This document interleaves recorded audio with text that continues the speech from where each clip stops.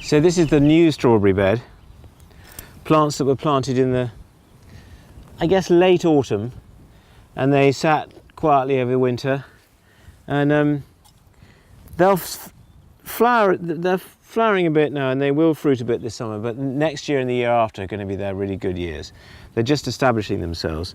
So it's important for me, a bit like all perennial plants, to keep them weeded, because they don't, it's not that they don't like competition from weeds, but if what happens with perennial weeds is they can get down a bit like asparagus, or they can get down into the crown of the plant, they can get down into the roots, and then you've got a real job to disentangle them. So I do weed quite a lot and keep visiting them, and also just by playing around with the fork in weeding, I'm adding a lot of atmospheric nitrogen, which is really good. I don't want to give them a great big feed of muck or compost. I don't want to harbour slugs. I quite like to keep the soil bare.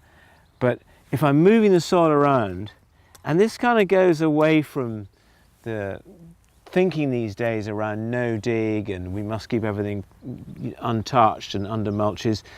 Actually, if you move soil around, you create a space for nitrogen to come in.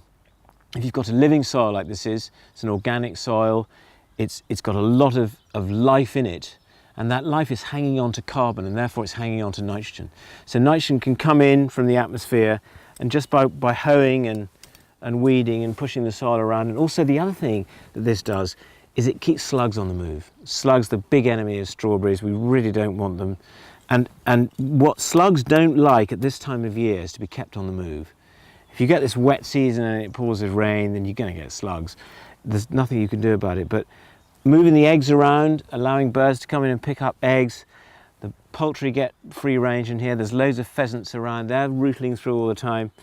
And if you move stuff around and move slugs about and move the eggs about, then you will, especially at this time of year, in a dry spell, it will reduce the population, the breeding population of slugs. So that's good. So I'm happy these little guys. They're not in the prime of life yet, but they're on the way. And later on in the year, we'll see some fruit, and then they'll really bulk up after that with their leaf. And next year, they'll be really fruiting well.